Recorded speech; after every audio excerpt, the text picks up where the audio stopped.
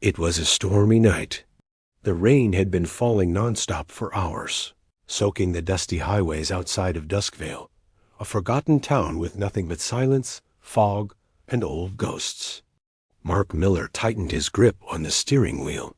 The wipers barely kept up with the downpour. His wife Julia sat in the passenger seat, scrolling idly through her phone, while their daughter Emily rested her head against the cold window, drawing spirals in the condensation. They were on their way to Julia's cousin's house in a nearby state, a last-minute trip to escape city noise.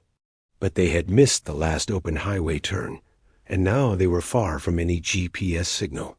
Just as the tank neared empty, a dim green glow appeared in the distance. A crooked neon sign blinked. Dennis Fuel, 24 hours.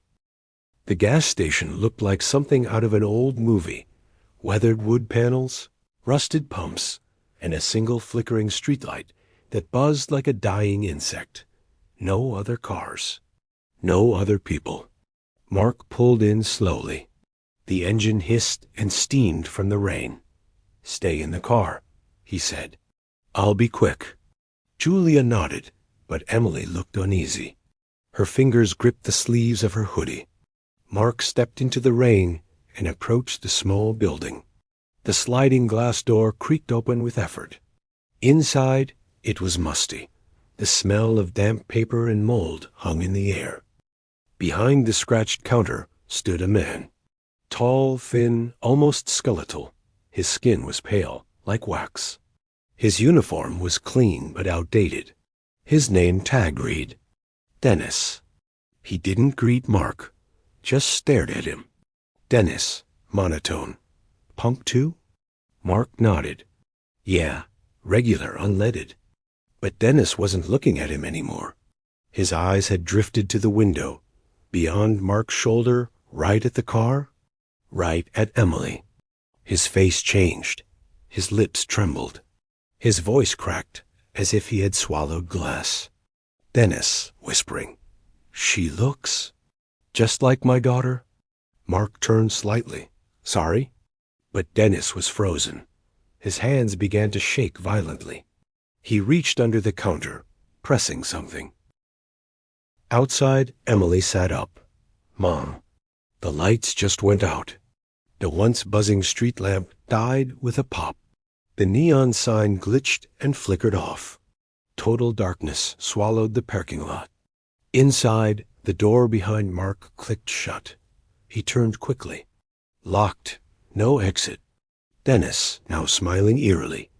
14 years ago. She was standing right there. Same hair, same eyes, same sadness. Mark's voice grew firm. "What is this?" "Open the door." Dennis didn't answer. Instead, he stepped back and pulled open a trapdoor behind the counter.